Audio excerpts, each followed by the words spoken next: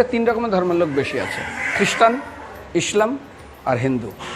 100 জন খ্রিস্টানকে যদি একই প্রশ্ন করে তোদের ভগবানকে, একবারই বলবে আমাদের ভগবান ঈশ্বর মসিহ, যিশু খ্রাইস্ট। মুসলমানকে জিজ্ঞাসা করবে 3 থেকে 5 মানে মৃত্যুর আগে পর্যন্ত, যাকে এই তোদের ভগবানকে, একই উত্তর দেবে, ভাই আমাদের ভগবান হলো আল্লাহ। হিন্দুদেরকে যদি একই প্রশ্ন করা হয়, ভাই তোদের ভগবানকে, কনফিউজ। 100% হিন্দু 100% কনফিউজ, জানে না ভগবানকে। দ্বিতীয়ত, যদি তুমি মুসলমানকে জিজ্ঞাসা হয় তোরা মসজিদে কেন যাচ্ছিস, ওদের শেখানো হয় মসজিদে যেতে হবে নামাজ আদায় করার জন্য। সপ্তাহে ওরা 100% একদিন মসজিদে যাবেই। তুমি যদি খ্রিস্টানদের জিজ্ঞাসা করো তোমরা কেন কোথায় যাবে, কোথায় যাও না, আমাদেরকে একদিন তারা চার্চে যাবে। কেন? ঈশ্বরে প্রার্থনা করার জন্য, ওদের শেখানো হয় জন্মের থেকে, এটা সংস্কার।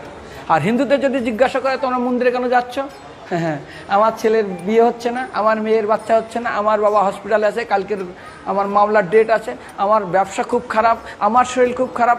99.99 হিন্দু জানে না মন্দিরে কেন আসা উচিত।